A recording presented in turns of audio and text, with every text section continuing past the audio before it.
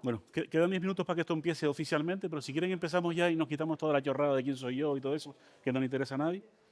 ¿Vale? Em,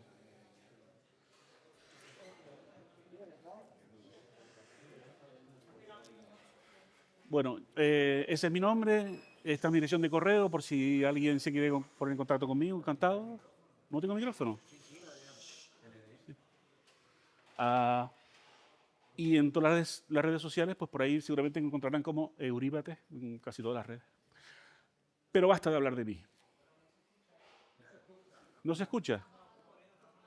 ¿Y qué tengo que hacer? Claro, porque es que quieren encima oír. Es que también ustedes...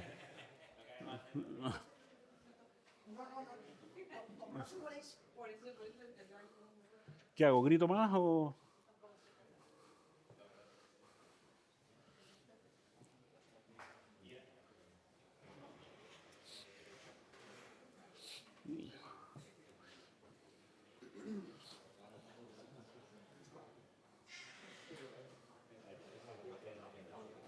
Probando, probando, 1, 2, 3.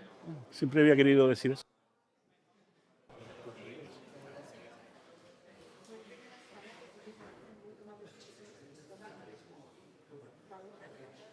¿Se oye?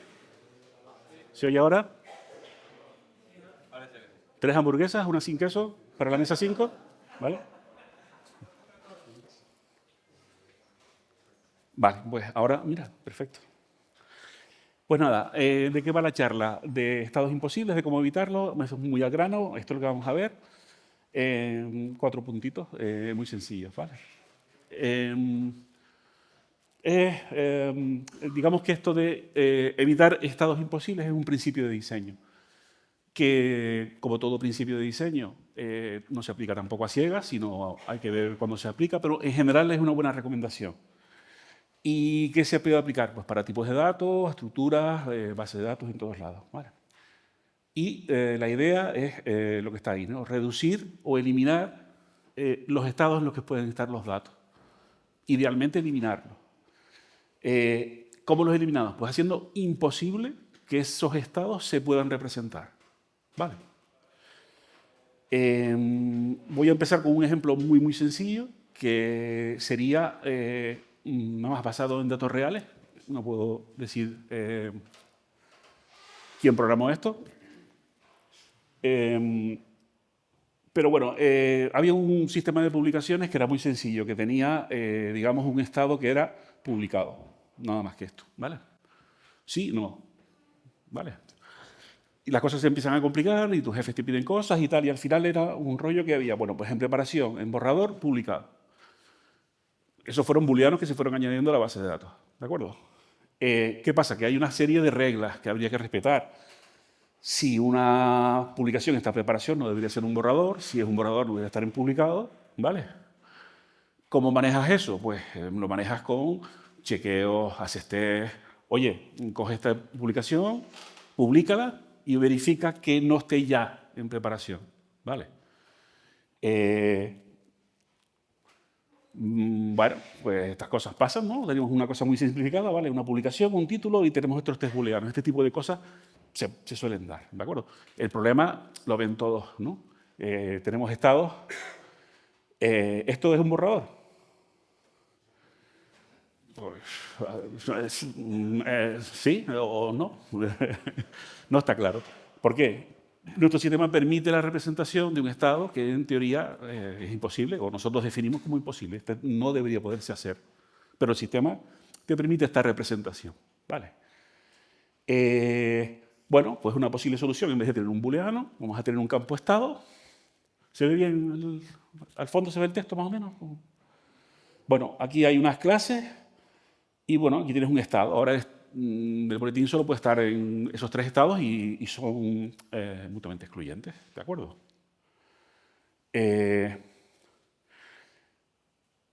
Esto es sencillo, digamos, es directo. A la hora de hacer un estado hay una serie de recomendaciones también, que son unas que están aquí, esto es un poco acertado, ¿no? Todas las clases se determinan con arreglo al mismo criterio de clasificación. Este es otro error muy común, que se sale un poco de la charla, pero que pasa muchas veces. Por ejemplo, podríamos poner aquí ahora, ¿esa publicación está pagada o no pagada al autor? ¿Vale? Y otro cuarto estado, ¿vale? Yo no lo recomendaría porque son criterios diferentes. Por un lado es el estado, digamos, de proceso y por otro lado si se ha pagado o no. Y eso son dos características que son ortogonales. Puede estar pagado y seguir siendo borrador, etc. ¿Vale? La clasificación debería ser exhaustiva, es decir, contener todos los estados en los que puede estar y las partes, o sea, si está en un estado, pues no está en otro estado de primero de GB de informática, ¿no? O sea, los estados no pueden ser estados como los estados del gato de Schrödinger, que está muerto y vivo a la vez, ¿vale? Bueno, pues gracias por la charla. Esto es, nada, es broma, es un broma de mal gusto además. Vamos a seguir un poco más porque este ejemplo lo que quiero es que vean el problema. El problema es, podemos representar estados que sería mejor que no los pudiéramos representar. Y después, esta siguiente parte es, bueno, es que los estados no es solo un campo estado, ¿vale? Hay cualquier combinación de datos forma un estado, por así decirlo, ¿vale? Entonces vamos a ver un ejemplo en los que no tenemos un campo estado, ¿de acuerdo? Pero sí los datos forman un estado, ¿vale? Vale, eso tenía que haberlo dicho antes para que se pusiera a ver. Vale, entonces vamos a ponernos en el estado mental de que queremos hacer una aplicación para traquear, como se dice, para registrar en qué estamos gastando nuestro tiempo, ¿vale? He tenido una reunión de 15 minutos, después he trabajado en tal proyecto, 27, ¿vale? Entonces vamos a tener una serie de periodos contiguos en el tiempo, ¿vale? Pues una aplicación que queremos hacer, que queremos venderle a alguien, ¿no? Pues nada, eso y rápido, ¿no? Tiempo de inicio, tiempo de final, estos son los periodos. Aquí habría que poner a lo mejor un campo, lo he quitado, pero bueno, un campo de, bueno, ¿y qué estabas haciendo en este momento? Pues estaba en el baño, estaba llamando por teléfono. Pero por simplificar, inicio y final, ¿vale? Y es lo primero que se nos podría ocurrir, ¿de acuerdo? Pero he hecho trampa, porque hay un contexto que no he explicado, ¿vale? Y el contexto es que no se pueden permitir ni estados, ni solapamientos, ¿vale? Ni tampoco se pueden permitir huecos, ¿vale? Todo tiene que estar registrado. Si de tal hora a tal hora no hiciste nada, pues no puede estar un vacío, tiene que haber, no hizo nada, ¿vale? Entonces, ya esta estructura nos da problemas, porque nos permite representar, un estado imposible. El dibujito de Escher podemos tener un hueco, ¿vale? Porque nosotros ponemos el periodo del inicio y final, y bueno, ¿y aquí qué estaba pasando? Pues, seguramente porno.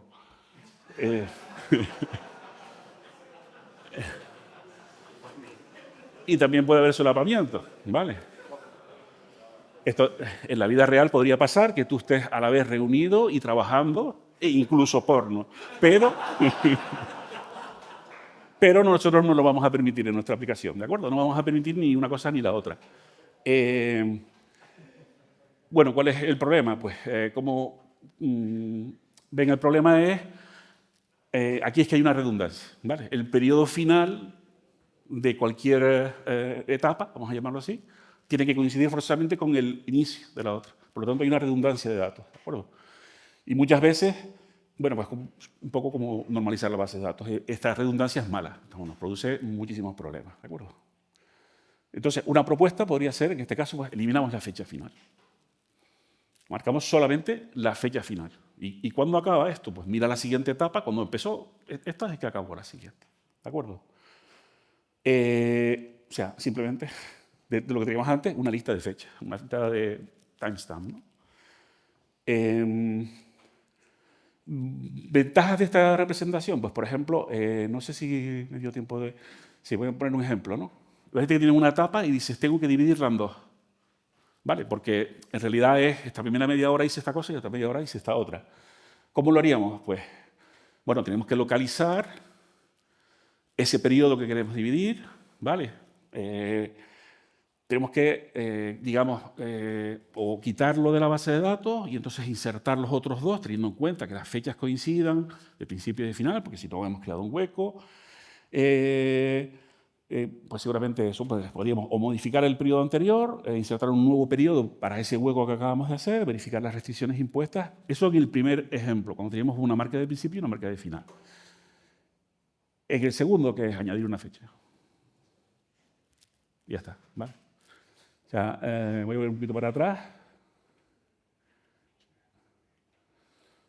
Imagínense que es eso, tenemos que meter un periodo nuevo. Este ejemplo no está documentado, pero me lo voy a un poco inventar ahora.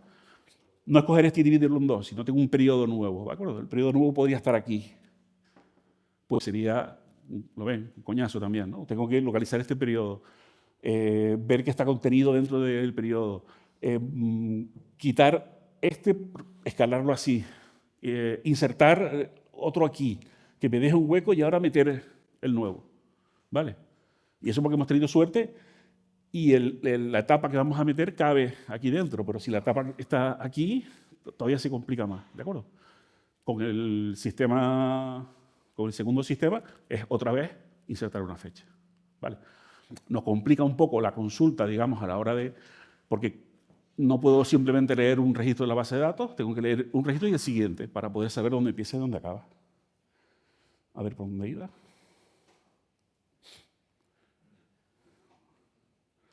Bueno, esto es el ejemplo de dividir, que ya lo habíamos puesto, ¿no? Vale, entonces, bueno, esto está muy bien, pero ¿qué pasa? Que yo sigo necesitando periodos. Yo tengo un mogollón de código súper maravilloso, como lo tenemos todos, que está acostumbrado a trabajar con una estructura de datos que es inicio y final. ¿Vale? ¿Y ahora qué? ¿Ahora qué hago con esta historia, no? Bueno, Python la verdad es que es muy bueno para eso porque nosotros podemos ocultar, fíjense que debemos, tachado, porque ya esto es muy subjetivo, como mínimo podemos ocultar esa representación interna. Nosotros lo tenemos representado como una lista de fechas, pero de cara al usuario, en este caso que es el programador que usa la API, lo que sea, nosotros podemos darle perfectamente una estructura de tipo periodo con un inicio y un final. Lo que pasa es que sabemos seguro que nunca va a haber solapamientos, nunca va a haber gaps, porque no podemos representar un gap, no podemos representar un solapamiento. A ver, bueno, todo esto lo pongo ahora en verde, por X. Más adelante veremos un ejemplo donde Python veremos muy cómodo cómo, digamos, reemplazar ese periodo con dos fechas por otra estructura, con propiedades o con lo que sea, ¿vale? Pero en realidad, si nosotros quisiéramos, lo típico es, oye, dame todas las etapas estas, todas las etapas de la base de datos, ¿vale? Bueno, empiezas a recorrer los periodos. Esto, el pairwise, no sé si le suena a alguien, lo ha usado, esto entró en Python 3.10. Pero esto lo que hace es, le das un iterador, ¿vale? Con, por ejemplo, 10 elementos, y él te va dando tuplas de 2 elementos, o de 3, las que tú le digas, por defecto 2. O sea, te da el primero y el segundo, después te da el segundo y el tercero, después el tercero y el cuarto, y así hasta que llega a 10, ¿vale? Está por defecto desde la 3.10 y si no, pues tampoco lo puede hacer cualquier persona. Simplemente empiezas a iterar y das el primero y el segundo. Y ya está. Como tú tienes el inicio de la primera marca temporal y la final, pues devuelves tu propia clase periodo de tipo periodo o etapa. ¿Vale? Bueno, pues ya casi estamos. ¿Vale? Estamos por la mitad más o menos. Otro ejemplo, ¿vale? Vamos a hacer, nos dicen, tenemos que representar un semáforo. ¿Qué hacemos? Como buenos profesionales que somos, vamos a ChatGPT y le decimos, dame el código de un semáforo. Y nos da esto, ¿vale? ¿Esto tiene un láser? No. Bueno, da igual. Bueno, se ve, ¿no? Tengo 3 booleanos aquí, uno para el color el rojo, el verde, el amarillo. Tengo un procedimiento para abrir el semáforo, un procedimiento para cerrar el semáforo, que puede ir mal. Hasta hemos terminado. No puede pasar absolutamente nada mal. ¿Vale? Pues podemos tener un semáforo con las 3 luces encendidas perfectamente. Nuestro sistema lo permite. Bueno, antes me olvidé decirlo que en el ejemplo de las listas, si se dan cuenta, yo tengo un montón de tests que podría quitar. Los tests estos de tipo, asegúrate de que cuando he insertado una etapa nueva no quedan huecos, que no estoy solapando ninguna. En este caso especial, cuando se solapan, todo eso fuera, porque ya no hace falta, ¿vale? No digo que quiten los test, digo que esto hace necesarios algunos test. ¿Cómo vamos de tiempo? Bueno, más o menos. Vale. Pues nada, una segunda versión del semáforo donde hemos metido un estado. Realmente, ¿sí? Ah, que se está grabando. No se puede hacer más grande tampoco. Bueno, es una clase, esto es un estado de semáforo donde yo en vez de guardar la representación física de un semáforo, ¿vale? Que sería a lo mejor lo primero que hacemos, porque si un semáforo tiene 3 luces, pues los 3 luces para adentro que van. En vez de eso, pues nos damos una pensadita y decimos, no, el semáforo en realidad a mí lo que me interesa no son las luces que tiene, sino el estado en que está. Puede estar abierto, puede estar cerrado, o puede estar abriéndose, que es cuando te pones la lucecita y te pones nervioso porque tienes que pasar. ¿Vale? Y entonces ya está, o sea, esta representación de cara a la galería, de cara al usuario, pues la misma interfaz, abrir y cerrar, pero ya no puedes tener las 3 luces encendidas, ¿vale? Vale, y todo mi código, que está esperando un booleano tipo que se llama rojo, true o false, ¿qué hago? Lo reescribo ahora. Bueno, ahí está una de las ventajas de Python, metemos propiedades, ¿vale? Entonces rojo es una propiedad que me devuelve en booleano, porque claro, todos usamos el tipado, ¿no? Obviamente. Entonces devuelve un booleano, bueno, pues si el estado está así, está rojo, si está en este estado, está en amarillo y tal. O sea, esto es simplemente que Python nos da mucha facilidad para sustituir, por eso el comportamiento dinámico que tiene, decir, bueno, esto era esta cosa, pero ahora es esta otra, pero para ti sigue funcionando igual. Y yo creo que me he comido el tiempo súper rápido, pero como queda tiempo, podemos hacer un pequeño ejercicio, ¿vale? Supongamos, bueno, podría escribirlo aquí y todo, ¿no? Sí. Supongamos que queremos representar una lista de fases por las que tiene que pasar un proyecto, vamos a ponerlo así, o algo así, ¿no? O sea, tenemos que una cosa puede estar en las fases A, B, C, D y E, en ese orden.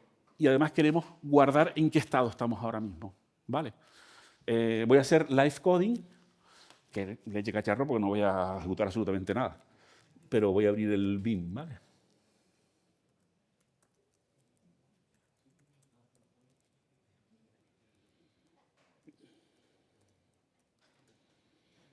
A ver,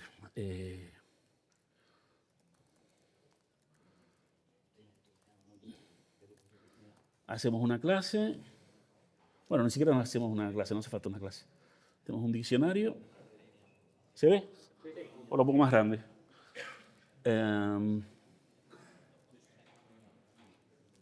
Estados. ¿Qué habíamos dicho? Que los estados eran 5 estados y que importa el orden. Vale, pues no vamos a usar nada. Sí, importa el orden, perdón, buena corrección. Muy bien, estabas atento. Sí. Bueno, pues nada, una lista o una tupla. Vamos a hacer una lista que es más sencillo y vamos a hacer A, B, C y D. Venga, y F. Me falta una coma por ahí, ¿no? Bueno, no vamos a estarnos muy pijos, ¿no? Y el estado actual. El estado actual es el B.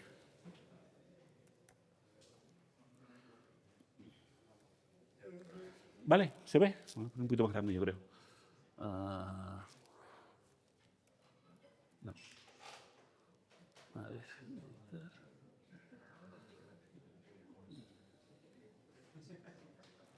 ¿Alguien sabe en BIM cómo se acuerdan de cómo era hacer la fuente un poquito más grande? Bueno, aquí ya a tope. Ahí. Bueno. Hecho, ¿no? Una lista de estado. ¿En qué estado estamos? En el segundo. ¿Vale? ¿Nadie ve ningún problema? Bueno, el cambio de estado sería... No me das ninguno. Vale. No lo hay, no lo hay. La estructura, hemos hecho esto. Pero voy a hacer un pequeño cambio. ¿Y ahora?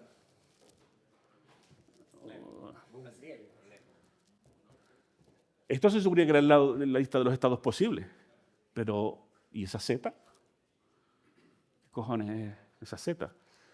Y aunque supiéramos lo que es, ¿dónde está? ¿Vale? Es la primera, ¿dónde estamos? ¿Vale? El estado, la estructura nos permite la información, pero también nos permite más posibilidades, y esas posibilidades no las queremos, ¿de acuerdo? ¿Alguna idea de cómo se podría solucionar esto? Tiene que ser extensible también. Si lo que esperás que le pone un máximo, después no poder extender eso. Bueno, sí, no en...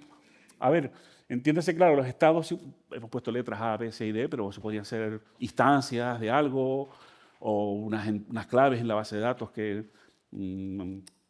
o sea, el problema es cómo podemos hacer una lista que a la vez, digamos, podemos indicar el estado en que estamos y que no haya, o sea, que haya una única verdad absoluta. ¿Cuáles son los estados posibles aquí? Aquí ahora hay una ambigüedad. Bueno, tiene truco, entonces lo voy a hacer ahí. La idea es tener una lista para los estados que ya has pasado, un valor que es el estado en el que estás ahora, y una lista de los estados futuros. ¿Vale? Y entonces cuando tú tienes, por ejemplo, tu código, no sé si se entiende, voy a cambiarlo aquí. En este caso, vamos a suponer que estamos en el estado C, ¿vale? Entonces esto quedaría así. Me voy a inventar los nombres, pero bueno.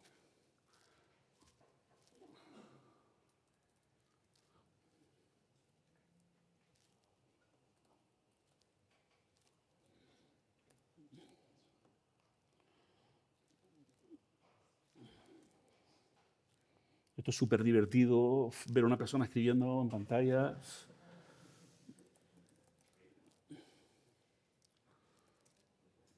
Mucho me extraña que no me llamen de la tele para hacer algo.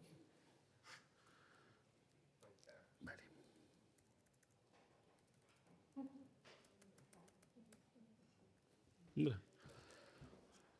Es decir, yo ya no puedo, o sea, yo ahora hago un procedimiento que digo, oye, dame la lista de todos los estados, no importa dónde estés ahora, o sí, pero dámelos todos.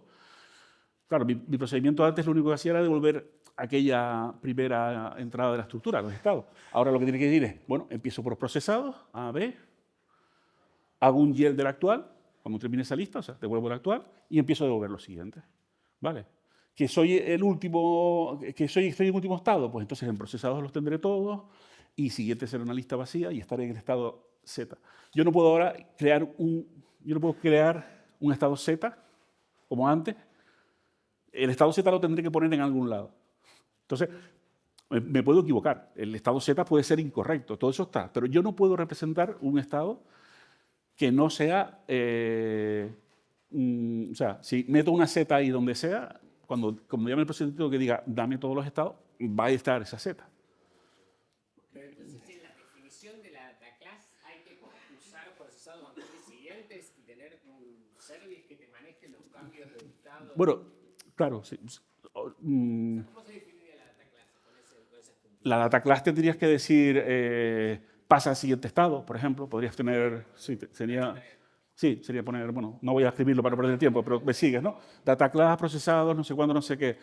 La creas con un constructor o con un rollo que te saca los estados. Cuando empiezas, estarás en el estado procesados, pero en todas las listas, o sea, sí, procesados quizás no es el buen nombre, no es un buen nombre. Sería en sí, exacto, procesado sería la lista vacía, actual sería la A y siguiente sería BSD, ¿vale? Bueno, pues, live coding, check, pasado. Sí. Bueno, pongo el código otra vez. En este ejemplo no puedo poner Z, ¿dónde pone Z? ¿Dónde quieres poner la Z? Z sí es lo mismo, ¿no? En el estado que... No. No, porque no viene de los... No, sí, tú puedes hacer esto perfectamente,